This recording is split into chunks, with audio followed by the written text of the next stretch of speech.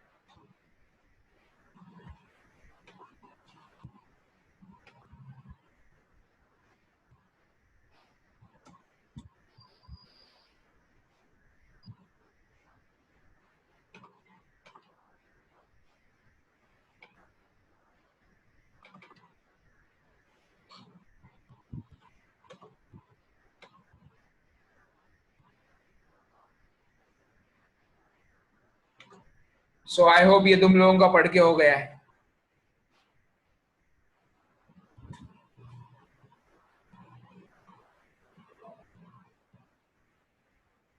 तो ये कहाँ पे, ये थीटा 148 कहाँ पे आएगा?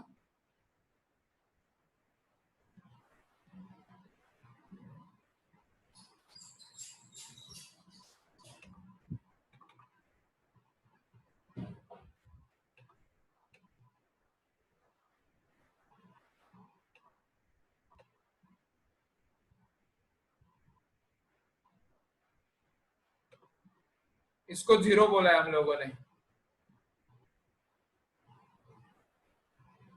ये है 180, ये है 90 और ये है 270।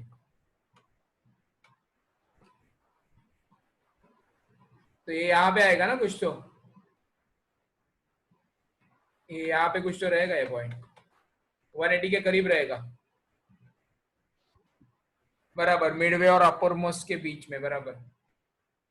सेकंड क्वाड्रेंट ये भी बोल सकते हो, क्योंकि अपना फर्स्ट क्वाड्रेंट अब ये हो गया, 0 नीचे माना है ना, तो ये अपना फर्स्ट क्वाड्रेंट है, ये सेकंड क्वाड्रेंट है, ये थर्ड क्वाड्रेंट है और ये फोर्थ क्वाड्रेंट है। इस न्यूमेरिकल के लिए ऐसा है, सब चेंज हो सकता है ये, ऐसा कोई किसी ने फिक्स नहीं बोला है। तुम लोग क्वाड्रेंट चेंज कर सकते हो, क्वाड्रेंट को घुमा सकते हो, उसका सेंस बदल सकते हो, क्लॉकवाइज को एंटी क्लॉकवाइज भी कर सकते हो, ऐसा कुछ रूल नहीं है। अब उन्होंने बोला ही है कि 0 को नीचे से कंसिडर करना है, तो करना ही पड़ेगा ना वैसा। तो ये रोटेशन है पूरा।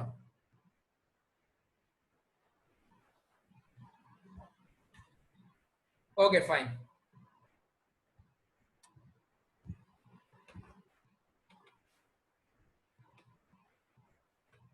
अब यहां से नया पार्ट चालू होता है, मतलब ऐसा बोल सकते हो कि आधा चैप्टर खत्म हो गया है।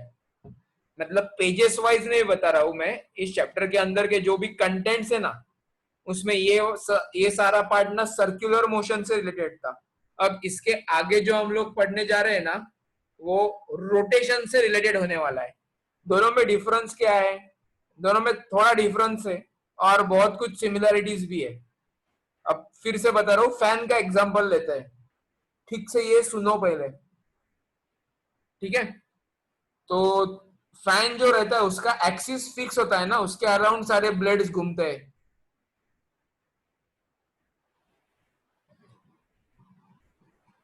तो हम लोग क्या बोलते हैं कि फैन रोटेट हो रहा है। तो ओवरऑल फैन का मोशन देखेंगे तो वो बन जाएगा रोटेशनल मोशन। लेकिन फैन के ऊपर के ब्लेड जो है उनके ऊपर अलग अलग पॉइंट्स कंसिडर करते हैं, तो वो तो पॉइंट्स एक फिक्स एक्सिस के अराउंड घूम रहे हैं, तो वो बन जाएगा सर्कुलर मोशन। बात क्लियर हो गई, समझ में आया?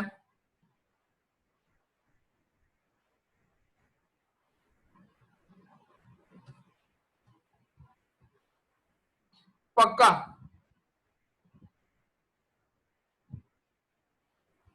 ओके ठीक है, चलो ये पढ़ना है जल्दी। हाइलाइटेड पार्ट पढ़ो। एनालॉगस का मतलब होता है सिमिलैरिटी दिखाने वाला, सिमिलर टू मतलब एनालॉगस।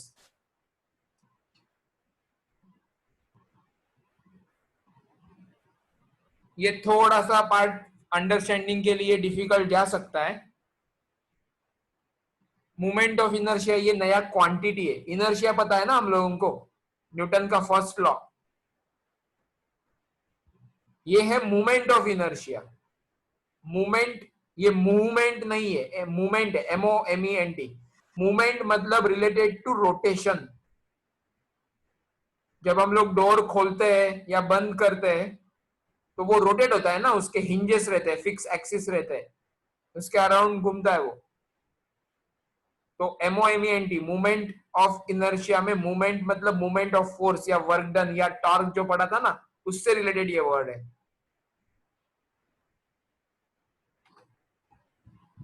चलो जल्दी हाइलाइटेड पार्ट पढ़ लो।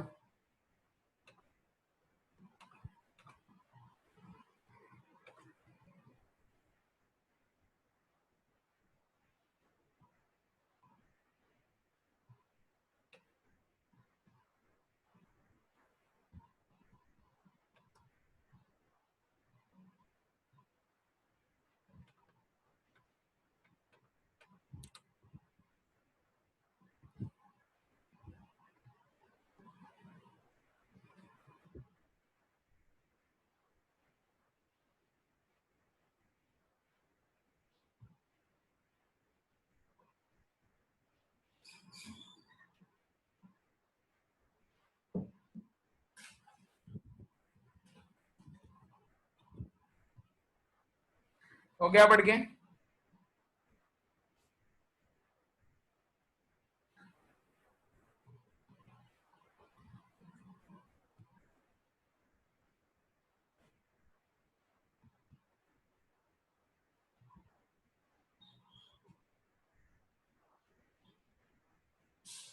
चलो ये वाला पार्ट भी पढ़ो।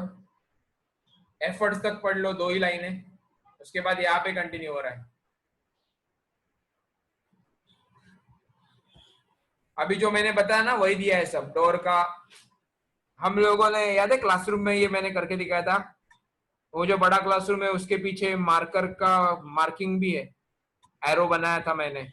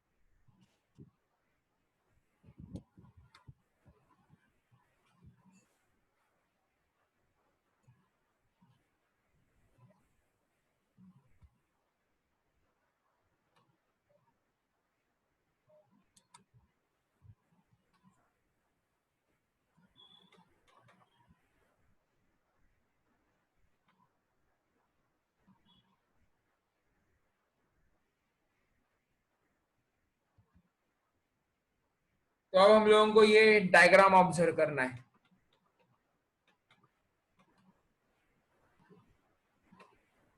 एक रैंडम शेप है, दिख रहा है ना, ये रैंडम शेप फिगर 1.12।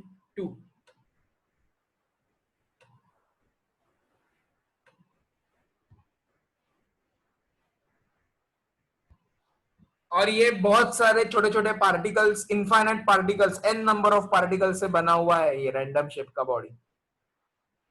उसका एक एक्सिस है जिसके अराउंड ये डायरेक्शन में बॉडी घूम रहा है। ये डायरेक्शन ऊपर से देखोगे तो कौन सा बन जाएगा, काउंटर क्लॉकवाइज, एंटी क्लॉकवाइज बन जाएगा।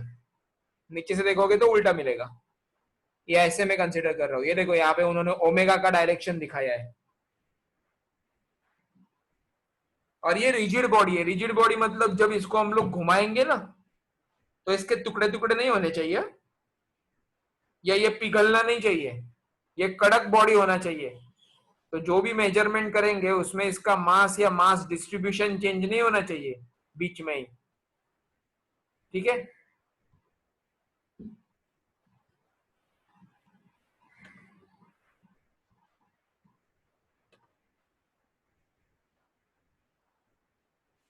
अब अभी जो हम लोगों ने डिस्कस किया यही सब दिया है। अब मुझे बताओ, ये इनफाइनाइट पार्टिकल से बना हुआ है तो हर एक का मास अलग अलग होगा, m1 m2 m3 ऐसे mn तक चलेगा। ये मैथ्स में समेशन में पढ़ा रहेगा, तुम लोगों ने समेशन के लिमिट्स डालते हो ना, नीचे i इज इक्वल टू 1 और ऊपर n रहता है, 100 रहेगा तो n इज इक्वल टू 100 तक जाएगा वो। तो जितने भी पार्टिकल्स है उतने सारे, यहाँ पे पता नहीं है इसलिए n नंबर, इसलिए nth पार्टिकल जो रहेगा उसका मास mn बन जाएगा, फर्स्ट का m1 सो ऑन। अब अपने पास अलग अलग रेडिया है, देखो m1 जो है ना वो इस एक्सिस से r1 ये डिस्टेंस पे है, m2 जो है वो r2 डिस्टेंस पे है, तो mn कितने डिस्टेंस पे है, rn डिस्टेंस पे। तो जब हम लोग इस पूरे बॉडी को रोटेट कर रहे, घुमा रहे, तो ये पॉइंट जो है वो एक्चुअल में सर्कुलर मोशन में आएंगे ना, याद है ना फैन का एग्जांपल।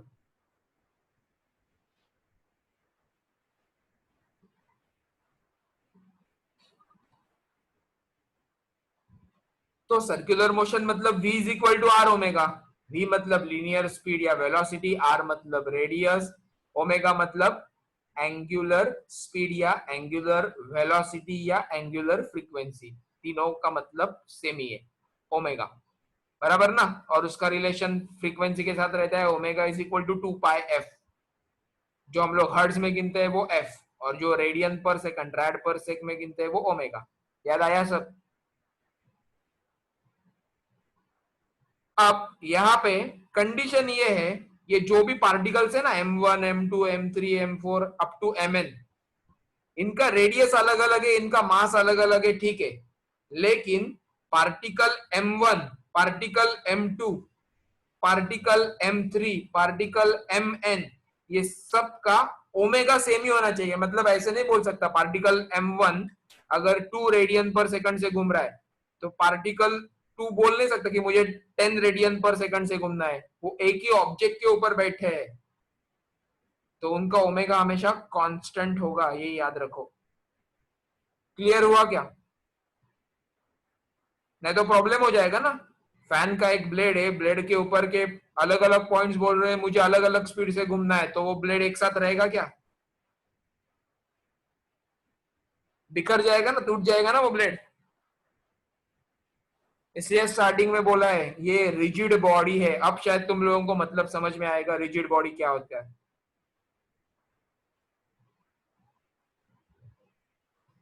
तो रिलेशन तो यूज करेंगे v is equal to r omega, लेकिन ओमेगा कांस्टेंट है, ओमेगा कांस्टेंट है तो v1 और r1 को चेंज होना ही पड़ेगा। एक्चुअल में omega is the ratio of v and r। Imagine करो v is equal to r omega. जब मैं ये बोलता हूं ना तुम लोगों को ये दिखना चाहिए, सब विजुअलाइज होना चाहिए, पिक्चर दिखना चाहिए सब पूरा। v is equal to r omega, omega constant मतलब v अपॉन r कांस्टेंट, तो हम लोगों को रेशियो मिलते जाएंगे, v1 upon r1 is equal to v2 upon r2 is equal to vn upon rn is equal to omega, right. जल्दी जल्दी बताओ।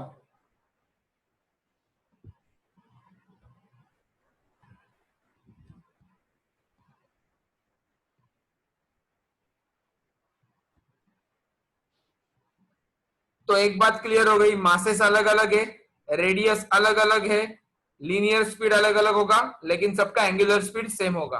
अब लीनियर स्पीड से रिलेटेड क्या होता है, काइनेटिक एनर्जी। तो देखो काइनेटिक एनर्जी का इक्वेशन कैसे बनेगा, हाफ एम वी स्क्वायर। तो फर्स्ट पार्टिकल का kinetic energy K E one is equal to half m one v one square. लेकिन वी वन मतलब क्या है, ये देखो ये वाला पार्ट पढ़ रहा हूं मैं, यहां से लेकर यहां तक। वी वन मतलब आर वन ओमेगा है, तो ये उठाकर यहां पे डाल दो,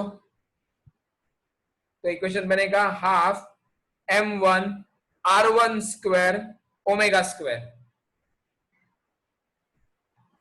तो काइनेटिक एनर्जी टू क्या आएगा, half m two r two square omega two square. Kinetic energy of nth particle क्या आएगा, half m n r n square omega square. और अगर मुझे टोटल काइनेटिक एनर्जी निकालनी है तो सारे काइनेटिक एनर्जीज का एडिशन करना पड़ेगा ना, क्योंकि ये सारे पार्टिकल्स मिला के मेरा एक रिजिड बॉडी बन रहा है।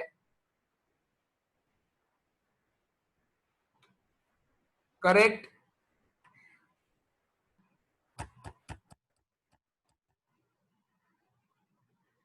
ये देखो पूरा पढ़ना ही है, यहां से लेके यहां तक सीधा। तो सारे काइनेटिक इनको बोलते हैं इंडिविजुअल काइनेटिक एनर्जीज का summation will give us total kinetic energy.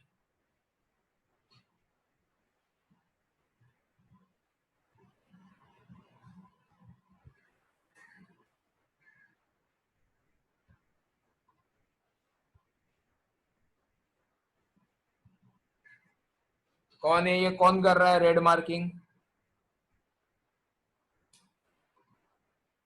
कौन उंगली कौन कर रहा है, हाँ?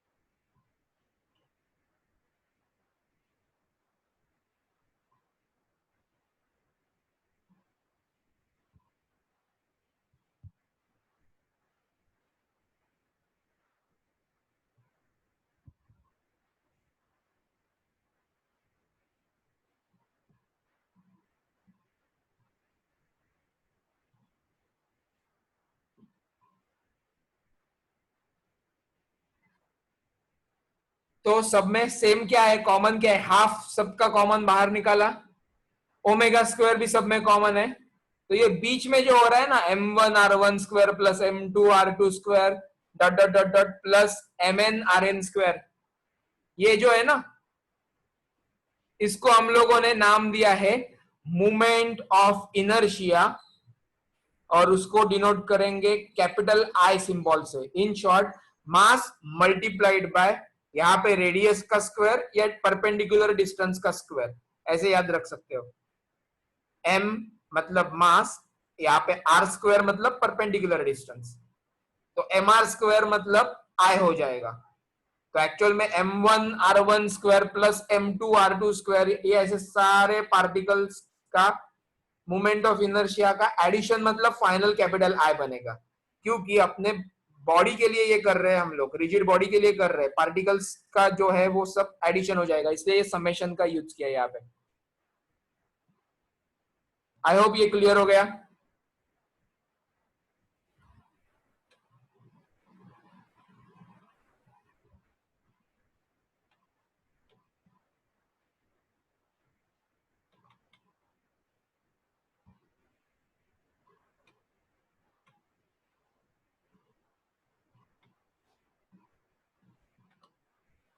चलो पढ़ लो ये, यहां से लेके यहां तक।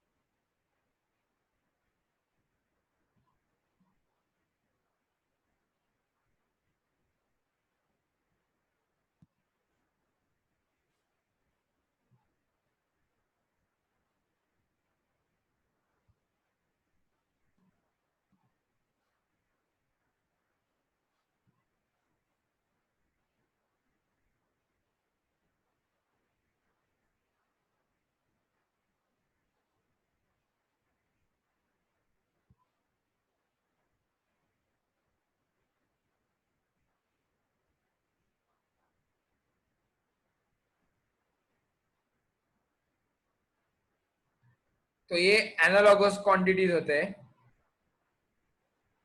ट्रांसलेशनल मोशन में kinetic energy half m v square रहेगा, तो रोटेशनल मोशन में kinetic energy half I omega square रहेगा।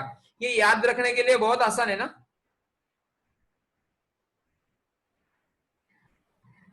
तुम लोगों को याद है मैंने एक लेक्चर में ये कंपैरिजन का टेबल बना के दिया था। जैसे लीनियर मोशन में फोर्स होता है तो रोटेशनल मोशन या सर्कुलर मोशन में टॉर्क आएगा। ये हम लोगों ने टेबल बनाया है।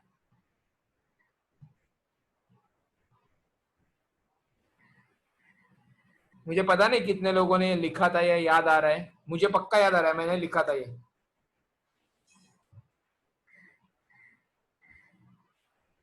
तो एनालॉगस क्वांटिटीज मतलब आई के लिए एम रहेगा, आई के जगह पे एम डालना है या एम के जगह पे आई डालना है ऐसे नहीं बता रहा हूं मैं। आई के जगह पे एम रहेगा अगर अलग मोशन पड़ रहे तो। अलग मतलब एक तो रोटेशनल नहीं तो ट्रांसलेशनल। ट्रांसलेशनल का मतलब ही लीनियर होता है। और लीनियर मोशन में वेलोसिटी वी रहती है, लीनियर वेलोसिटी, तो रोटेशनल या सर्कुलर मोशन में ओमेगा आएगा। तो ये कंपैरिजन है। इसको बोलेंगे के ई रोटेशनल, इसको बोलेंगे के ई ट्रांसलेशनल।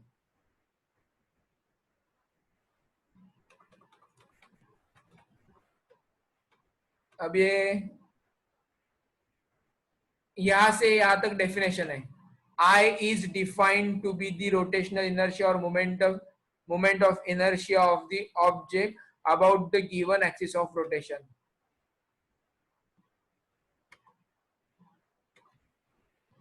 ये उसका डेफिनेशन है।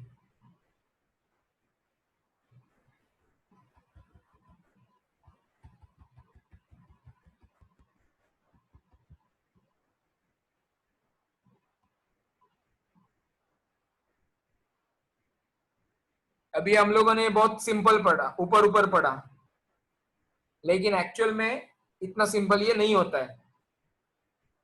तो समेशन की जगह पे हम लोग इंटीग्रेशन यूज कर सकते हैं। याद है ना, हम लोग बहुत बार यूज करते हैं समेशन और इंटीग्रेशन से मिलने वाला रिजल्ट सेम ही होता है, लेकिन जब फिजिक्स के साथ डील कर रहे हैं तो हम लोग एडिशन करने के लिए इंटीग्रेशन करते हैं एक्चुअल में। तो यहाँ पे ये इंटीग्रेशन के टर्म में दिया हुआ है, ये फॉर्मूला आगे यूज होगा। Integration of r square dm. Dm मतलब मास ही है लेकिन छोटा मास है, मास का टुकड़ा है, पार्टिकल है, इसलिए डीएम लगाया है। और आर स्क्वायर मतलब उसका परपेंडिकुलर डिस्टेंस का square. M are square use कर रहे थे ना, वही सिर्फ आर स्क्वायर को पहले लिखा और एम को डीएम कर दिया। तो ये आई का इंटीग्रल फॉर्मूला बन जाएगा, इंटीग्रेशन के फॉर्मेट में फॉर्मूला।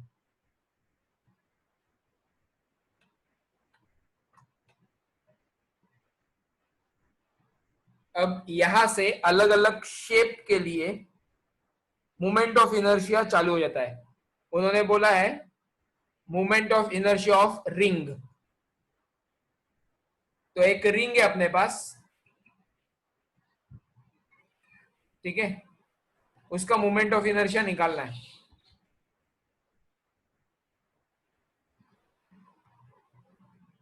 ये पढ़ो, पढ़ो ये पार्ट जल्दी। आंसर दिया है नीचे, एम आर स्क्वायर आएगा।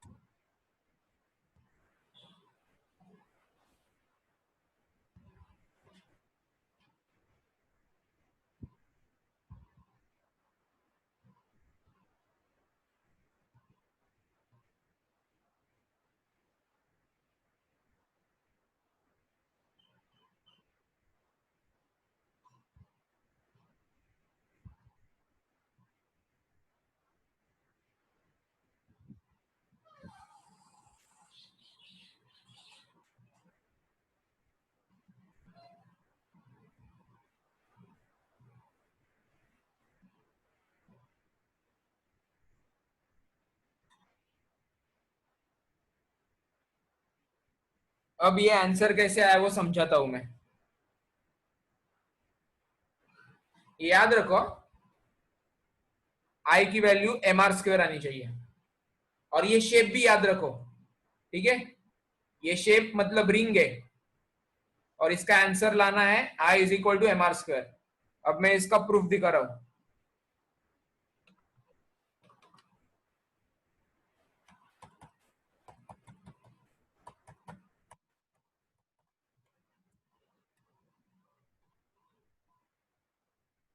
तो मोमेंट ऑफ इनर्शिया निकालना है, इसका फॉर्मूला है integration of r square dm, right.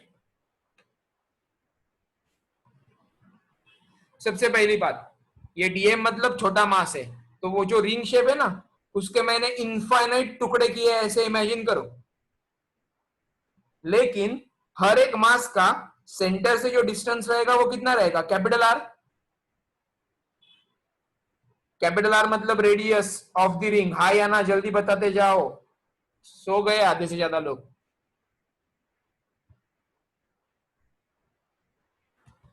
तो ठीक है, मैं एक काम करता हूं, ये जो आई है उसके फॉर्मूला में स्मॉल आर के जगह पे कैपिटल आर स्क्वायर डाल देता हूं, और ये डीएम वैसे का वैसे। Is it fine? इसमें किसी को कुछ दिक्कत है क्या, या समझ में आया है, ये क्लियर है?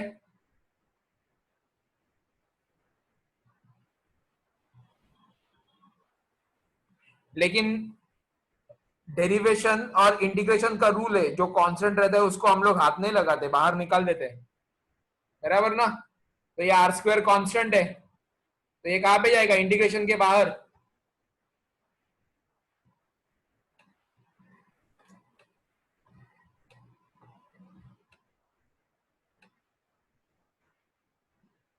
तो ये ऐसे स्टेप आ जाएगा। अब ये डीएम मतलब क्या है, छोटा मास एक पार्टिकल का, लेकिन हम लोग सारे पार्टिकल के लिए कर रहे हैं।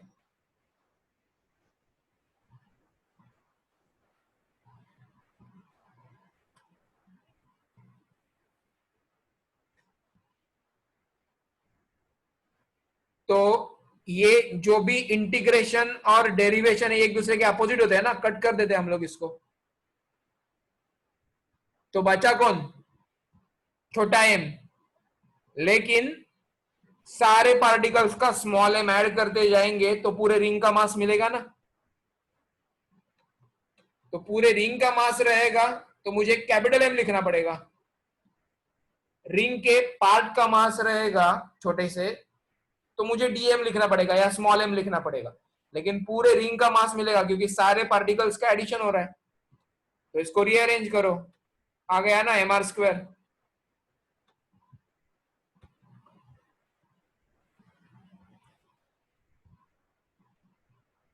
विनायक ने पूछा स्मॉल आर स्क्वायर और कैपिटल आर स्क्वायर में डिफरेंस क्या है। देखो स्मॉल आर स्क्वायर ना जनरल डिस्टेंस के लिए यूज करते हैं हम लोग, याद है क्या? ग्रेविटेशन के फॉर्मूला, इलेक्ट्रोस्टैटिक्स के, मैग्नेटिज्म के फॉर्मूला सारे याद करो।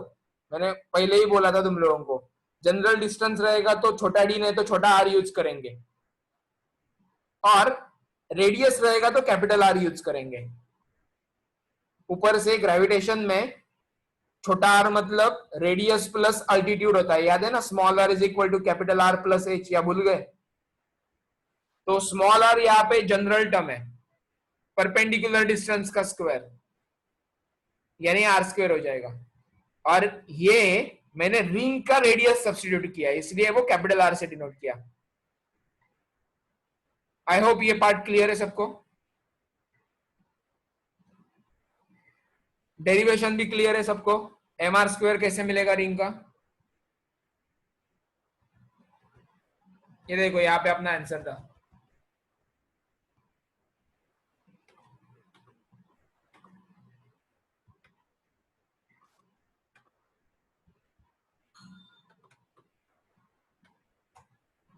तो ये याद रखना है, दैट्स इट। रिंग के लिए moment of inertia m are square इतना रहेगा। हाँ, लेकिन ये याद रखो, line perpendicular to its plane and passing through its centre, मतलब जो एक्सिस है ना अपना, ये देखो एक्सिस, ये इस गिवन प्लेन को परपेंडिकुलर होना चाहिए। ठीक है, हेलो।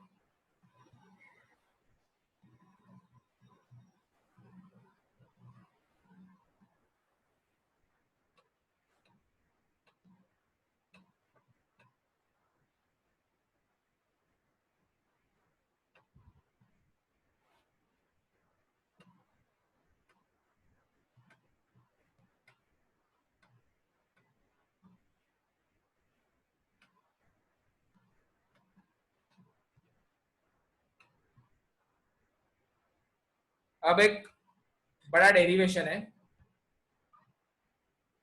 वो हम लोग देखते हैं। देखो अभी जो रिंग के लिए किया ना, वही सब यूनिफॉर्म डिस्क के लिए करना है। डिस्क मतलब सीडी या डीवीडी यूज करते हैं ना हम लोग, वो डिस्क रहती है। मतलब रिंग जो है ना, उसके अंदर हम लोगों ने मास भरना शुरू किया सेंटर तक, सरकमफरेंस से लेके सेंटर तक मास को ऐड करते गए, देन इट बिकम्स डिस्क।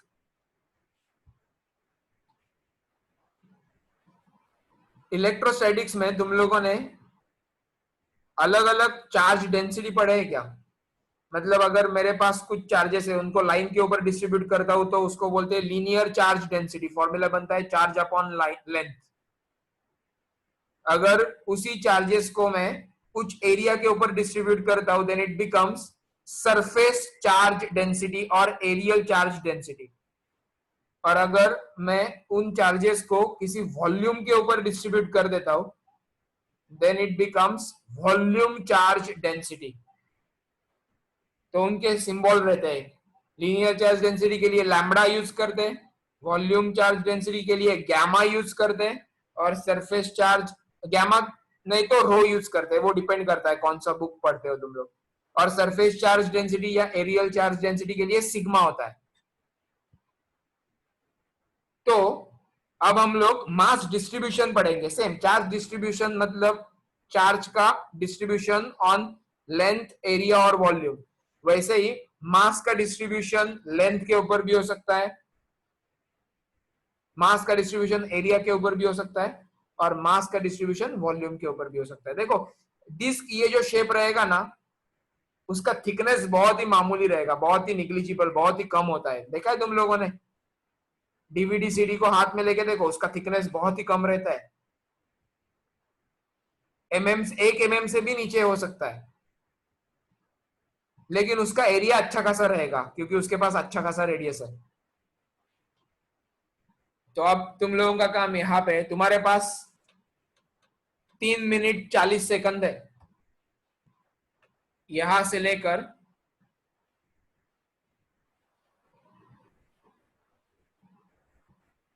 यहां तक पढ़ के रखो।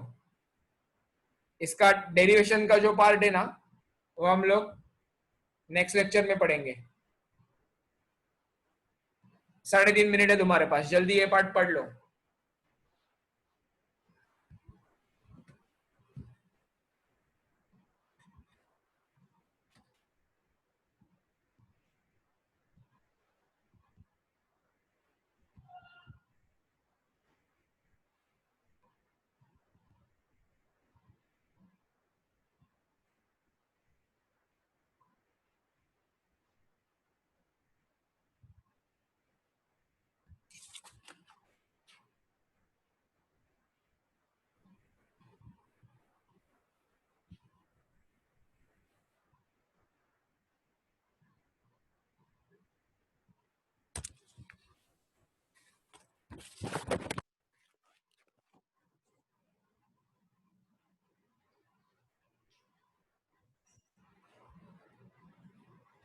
तो डिस्क का जो टोटल मास है ना, कंसिडर करो तुम लोगों ने हाथ में एक सीडी या डीवीडी को लिया है और उसका मास आ गया 50 ग्राम, और उसका एरिया है मीटर मीटर स्क्वायर में कन्वर्ट करोगे तो बहुत छोटा आएगा। मैं सेंटीमीटर स्क्वायर में बताता हूं, उसका आंसर है 50 सेंटीमीटर स्क्वायर।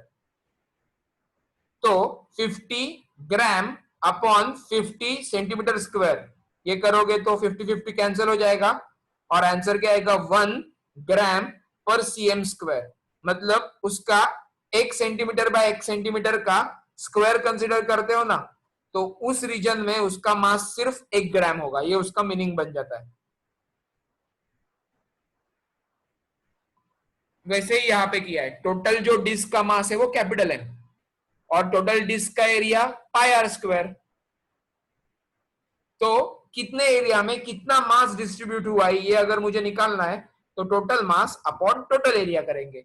आई होप ये हेल्पफुल है तुम्हारे लिए।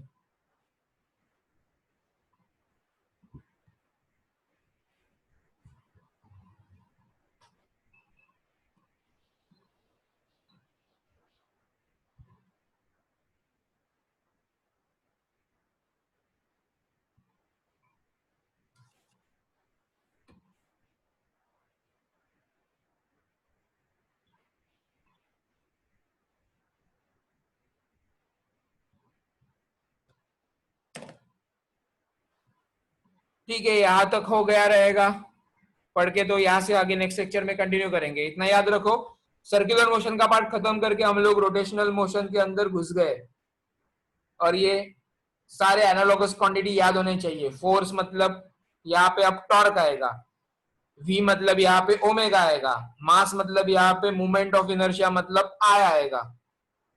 काइनेटिक एनर्जी ट्रांसलेशनल में भी होता है, काइनेटिक एनर्जी रोटेशनल में भी होता है, हाफ आई ओमेगा स्क्वायर। तो ये सब पढ़ के रखो, नेक्स्ट लेक्चर में मिलते हैं।